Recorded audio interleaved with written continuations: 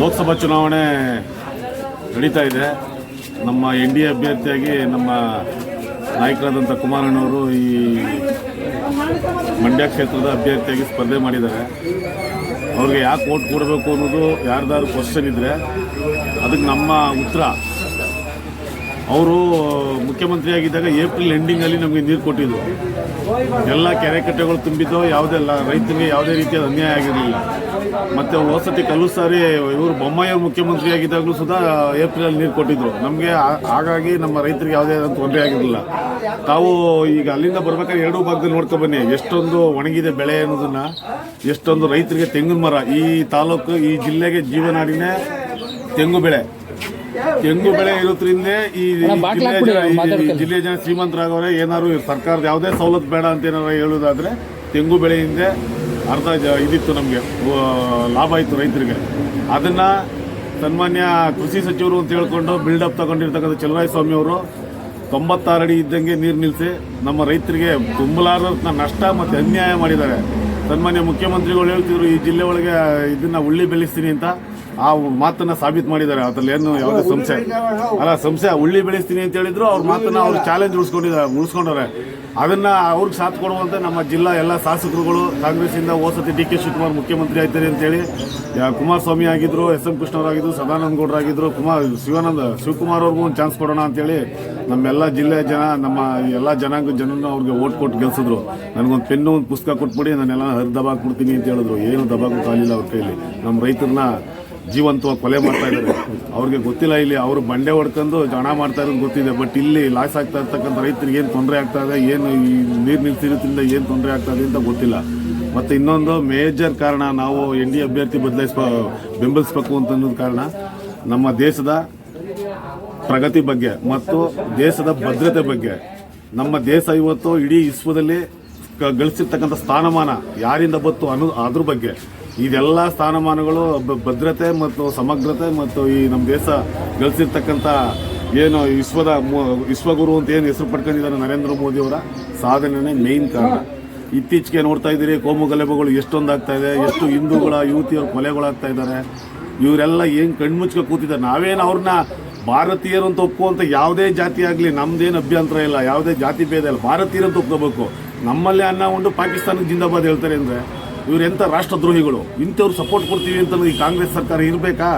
ಇವ್ರು ಹೇಳ್ತಾರೆ ಅದ್ಯಾವುದೋ ಗ್ಯಾರಂಟಿ ಕೊಡ್ತಾ ಇದ್ದೀವಿ, 1 ಲಕ್ಷ ರೂಪಾಯಿ ಕೊಡ್ತೀವಿ ಬಡ ಮಹಿಳೆಯರಿಗೆ, ಅದೇನೋ 5 ನ್ಯಾಯ ಕೊಡ್ತೀವಿ ಅಂತೇಳಿ ಮಾಡಿದ್ದಾರೆ. ಸರ್, ಅವರು ಬಹುಮತ ಬರುವಷ್ಟು ಕ್ಯಾಂಡಿಡೇಟ್ ಹಾಕಿಲ್ವಲ್ಲ, ಅವ್ರು ಎಲ್ಲಿ ಕೊಡ್ತಾರೆ? ಎಲ್ಲಿಂದ ಸಾಧ್ಯ ಅವ್ರು ಕೊಡೋಕೆ? ಸನ್ಮಾನ್ಯ ರಾಹುಲ್ ಗಾಂಧಿ ಅವ್ರ ನೇತೃತ್ವದಲ್ಲಿರ್ತಕ್ಕಂಥ ಕಾಂಗ್ರೆಸ್ ಪಕ್ಷ 272 ಜನ ಬೇಕು, 273 ಜನ ಬೇಕು ಸಂಸತ್ತಲ್ಲಿ ಅಧಿಕಾರ ಹೋಗ್ಬೇಕಾದ್ರೆ. ಬಟ್ ಇವತ್ತು ಬರೀ ಹಾಕಿರೋದು 180 ಸೀಟು, 200 ಸೀಟು ಅಷ್ಟೇ. ಅವತ್ತಲ್ಲೇ ಸಮೀಕ್ಷೆ ಪ್ರಕಾರ 50ರಿಂದ ಒಳಗೆ ಗೆಲ್ತಾರೆ ಅಂತೇಳಿ ಇವನು ಎಲ್ಲಿ ಪ್ರಧಾನಿ ಆಗ್ತಾನೆ? ಇವನು ಎಲ್ಲಿ ಇದನ್ನ ಭರವಸೆನ ಈಡೇರಿಸ್ತಾರೆ? ಬರೀ ಸುಳ್ಳು ಭರವಸೆಗಳು. ಜನಗಳನ್ನ 5 ಗ್ಯಾರಂಟಿ ಕೊಟ್ಟು ಹೋಸತಿ ಮೋಸ ಮಾಡಿ ಇದಕ್ಕೆ ಕೆಡ್ಕಿದ್ರಲ್ಲ, ಆ ಥರ ಇದು ಅಂತ ತಿಳ್ಕೊಬಿಟ್ಟಿದ್ದಾರೆ. ಇದು ಯಾವುದೇ ಕಾರಣಕ್ಕೂ ನಡೆಯೋಲ್ಲ. ಇಲ್ಲಿ ಕುಮಾರಣ್ಣನ ಸೋಲ್ಸಕ್ಕೆ ನಿನ್ನೆ ಸಿದ್ದರಾಮಯ್ಯನವರು ಹೇಳಿದ್ರು ಸೂರ್ಯ ಪೂರ್ವದಲ್ಲಿ ಉಡಬೇಕು ಅಂತ. ಈಗ ನಾವು ಹೇಳ್ತಾ ಇದ್ದೀವಿ, ನಾವು ಅವರ ರೈತರ ಮಕ್ಕಳಾಗಿ ಹೇಳ್ತಾ ಇದ್ದೀವಿ, ನಮ್ಮ ಕುಮಾರಣ್ಣನ ಸೋಲ್ಸ್ಬೇಕಾದ್ರೆ ಸಿದ್ದರಾಮಯ್ಯ ಇನ್ನೊಂದು ಜನ್ಮ ಹುಟ್ಟು ಬರ್ಬೇಕು. ಈ ಸಾರಿ ಸಿದ್ದರಾಮಯ್ಯ ಕುಮಾರಸ್ವಾಮಿ ಸೋಲ್ಸ್ಬೇಕು ಅಂದ್ರೆ ಈ ಟರ್ಮಲ್ಲಿ ಅದನ್ನ ಪಶ್ಚಿಮದಲ್ಲಿ ಉಡ್ಬೇಕಾಯ್ತದೆ. ಸೂರ್ಯ ಕುಮಾರಸ್ವಾಮಿ ಏನಾದ್ರು ಸೋತ್ರೆ ಪಶ್ಚಿಮದಲ್ಲಿ ಉಡ್ಬೇಕಾಯ್ತದೆ. ಯಾಕೆಂದ್ರೆ ನಾವೆಲ್ಲ ಇದ್ದುವೆ, ನಾವೆಲ್ಲ ಏನು ಈ ರೈತಾಪಿ ವರ್ಗ ಇಂಥದ್ದು ಜನ ಅಂತಲ್ಲ, ಎಲ್ಲಾ ವರ್ಗದ ಜನ ರೈತಾಪಿ ಜನ ಇವತ್ತು ಅನುಭವಿಸ್ತಾ ಇದೆ. ಮಂಡ್ಯ ಜಿಲ್ಲೆ ಒಳಗೆ ಎಲ್ಲಾ ವರ್ಗದ ರೈತಾಪಿ ಜನ. ನಾವೇನಾದ್ರೂ ಈ ಸತಿ ಕುಮಾರಸ್ವಾಮಿ ಏನಾದ್ರು ಸೋಲ್ಸಿದ್ರೆ ನಮ್ಮಂತ ಮೂರ್ಖರು ಇನ್ನೊಬ್ರಿಲ್ಲ. ಕಾರಣ ಇಷ್ಟೇ, ಕುಮಾರಸ್ವಾಮಿ ಅವ್ರ ಬಗ್ಗೆ ಮತ್ತೆ ಸನ್ಮಾನ್ಯ ದೇವೇಗೌಡರ ಬಗ್ಗೆ ಈ ಭಾಗದ ನೋವು ನಲಿವುಗಳೇನು, ಕಾವೇರಿ ಜಲವಂತ ಸಮಸ್ಯೆಗಳ ಇದೇನು ಅನ್ನೋದು ಸಂಪೂರ್ಣ ಗೊತ್ತಿರ್ತಕ್ಕಂಥದ್ದೇ. ನಮ್ಮ ಕಾಂಗ್ರೆಸ್ ಅಭ್ಯರ್ಥಿ ಸ್ಟಾರ್ ಚಂದ್ರಿಗೆ ಕಾವೇರಿ ಎಲ್ಲಿಡ್ತದೆ, ಅದ್ರ ಮೂಲ ಏನು ಅಂತ ಗೊತ್ತಿಲ್ಲ. ಇವ್ರು ಹೇಳ್ತಾರೆ ಅದೇನೋ ಅಪ್ಪ ಮಕ್ಕಳು ಅವರೇ ಮಾಡ್ತಾರೆ ಅಂತ. ಇವ್ರು ಟಿಕೆಟ್ ಕೊಟ್ಟಿರೋದು ಯಾರ್ಯಾರಿಗೆ? ಬೆಳಗಾವಿಲಿ ಲಕ್ಷ್ಮೀ ಹೆಬ್ಬಾಳ್ಕರ್ ಮಗನ್ ಕೊಟ್ಟಿದ್ದಾರೆ. ಇದರಲ್ಲಿ ಶಿವಾನಂದ ಪಾಟೀಲ್ ಮಗಳು ಸಂಯುಕ್ತ ಪಾಟೀಲ್ ಕೊಟ್ಟಿದ್ದಾರೆ, ಸತೀಶ್ ಜಾರಕಿಹೊಳಿ ಮಗಳು ಕೊಟ್ಟಿದ್ದಾರೆ, ರಾಮಲಿಂಗಾರೆಡ್ಡಿ ಮಗಳು ಕೊಟ್ಟಿದ್ದಾರೆ. ಇಲ್ಲಿ ಎಂಥವ್ರು ಚಾಮರಾಜನಗರದಲ್ಲಿ ಇವ್ರ ಮಗ ಮಾದೇವಪ್ಪ ಮಗನ್ ಕೊಟ್ಟಿದ್ದಾರೆ.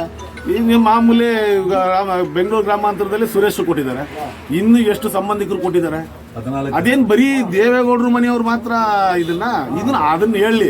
ನರೇಂದ್ರ ಮೋದಿ ಅವರು ಇಲ್ಲ ಅಂತ ಹೇಳಿ, ಅವರು ಏಕಾಏಕಿ ಅವ್ರು ಯಾವುದೇ ಸಂಸಾರನ ಯಾವುದೇ ಅವ್ರ ತಾಯಿ ಸತ್ತೋ ದಿವಸನೂ ಸುಧಾ ಒಂದು ಆ ಶವ ಸಂಸ್ಕಾರ ಮುಗಿಸ್ಬಿಟ್ಟು ಬಂದು ದೇಶದ ಡ್ಯೂಟಿ ಮಾಡಿರ್ತಕ್ಕಂಥ ಮಹಾ ಪುಣ್ಯಾತ್ಮ ಅವನು. ಅವ್ರು ಸಿಕ್ಕಿರದೆ ನಮ್ಮ ಹೊರ. ಹಾಗಾಗಿ ಇವ್ರು ಸುಮ್ಮನೆ ಯಾಕೆ ದೇವೇಗೌಡರ ಮನೆಯವ್ರು ಮಾತ್ರ ಮಾಡೋರು, ಇವ್ರ ಮನೆಯವರೆಲ್ಲ ಮಾಡ್ಕೊಂಡಿದ್ದು ವಂಶ ಪಾರಂಪರ್ಯ ಅಲ್ವ. ಆಮೇಲೆ ಸಿದ್ದರಾಮಯ್ಯನವ್ರ ಮಗನ MLA ಮಾಡ್ಕೊಂಡಿರ್ಲಿಲ್ಲ. ಆಮೇಲೆ ಬೇರೆ ಕ್ಷೇತ್ರದವರು ಕುಮಾರಸ್ವಾಮಿ ಅಂತ ಹೇಳ್ತಾರೆ. ಇವು ವಯನಾಡಿಗೆ ಬಂದಿದಾರಲ್ಲ ರಾಹುಲ್ ಗಾಂಧಿ, ಯಾವ ಕ್ಷೇತ್ರದವರು? ಸಿದ್ದರಾಮಯ್ಯ ಬಾದಾಮಿಗೆ ಹೋಗಿ ಗೆದ್ದಿದ್ರಲ್ಲ, ಯಾವ ಕ್ಷೇತ್ರದವರು? ಒಬ್ಬ ರಾಜ್ಯದ ಮುಖ್ಯಮಂತ್ರಿ ಆಗಿರ್ತಕ್ಕಂಥವ್ರು, ಅವ್ರಿಗೆ ಸಂವಿಧಾನದ ಬಗ್ಗೆ ಅರಿವಿಲ್ಲ ಅಂತ ಕಾಣುತ್ತೆ. ಆ ರಾಜ್ಯದ ಮುಖ್ಯಮಂತ್ರಿ ಆಗಿರ್ತಕ್ಕಂಥವ್ರು ಈ ರಾಜ್ಯದ ಯಾವುದೇ ಮೂಲೆಯಲ್ಲಿ ಬೇಕಾದ್ರೂ ಎಲೆಕ್ಷನ್ ನಿಂತ್ಕೋಬಹುದು. ಮತ್ತೆ ಪ್ರಧಾನ ಮಂತ್ರಿಗಳಾಗಿರ್ತಕ್ಕಂಥವ್ರು, MP ಆಗಿರ್ತಕ್ಕಂಥವ್ರು ಈ ದೇಶದ ಯಾವುದೇ ಮೂಲೆಯಲ್ಲಿ ಬೇಕಾದ್ರೂ ಎಲೆಕ್ಷನ್. ಇದು ಸಂವಿಧಾನ ಅರ್ಥ ಆಗ್ತಾ ಇಲ್ವಾ? ಸನ್ಮಾನ್ಯ ಸಿದ್ದರಾಮಯ್ಯ ಈ ಸರ್ಕಾರ ನಡೆಸ್ತಾ ಇರ್ತಕ್ಕಂಥವ್ರಿಗೆ ಈ ಸಂವಿಧಾನ ನಮಗೆ ಒಂಥರ, ಬೇರೆ ಪಾರ್ಟಿಗೆ ಒಂಥರ, ಕಾಂಗ್ರೆಸ್ಗೆ ಸಂವಿಧಾನ ಬರ್ತಿದ್ರ ಸನ್ಮಾನ್ಯ ಬಾಬಾ ಸಾಹೇಬ್ ಅಂಬೇಡ್ಕರ್ ಸಾಹೇಬ್ರು. ಸಂವಿಧಾನದ ಪ್ರಕಾರನೇ ಇವತ್ತೆಲ್ರಿಗೂ ಸಾಮಾಜಿಕ ನ್ಯಾಯ ದೊರಕ್ತಾ ಇರ್ತಕ್ಕಂಥದ್ದು. ಯಾವುದೇ ಜಾತಿ ಪಾತಿಗೇನು ದೊರಕ್ತಾ ಇದೆ, ಎಲ್ಲಾ ಜಾತಿಗೂ ದೊರಕ್ತಾ ಇದೆ. ಆ ಪುಣ್ಯಾತ್ಮ ಹೆಸರ ತಗೊಬಂದು ಇವರು ಓಟ್ ಕೀಳೋಕ್ಕೋಸ್ಕರ, ನಮ್ಮ ಏನು ಹಿಂದುಳಿದ ವರ್ಗದ ಜನದ ಓಟ್ ಕೀಳೋಕ್ಕೋಸ್ಕರ ಪುಣ್ಯಾತ್ಮ ಹೆಸರು ತರ್ತಾ ಇದ್ದಾರೆ. ಅವ್ರಿಗೂ ಅರಿವಿದೆ, ಅವರು ವಿದ್ಯಾವಂತರಿದ್ದಾರೆ. ಯಾರು ಮೋಸ ಮಾಡಿದ್ರು ಅಂಬೇಡ್ಕರ್ ಸಾಹೇಬ್ರಿಗೆ ಅಂತೇಳಿ ಗೊತ್ತಿದೆ. ಇವ್ರ ಆಟ ಏನು ನಡೆಯಲ್ಲ ಸರ್.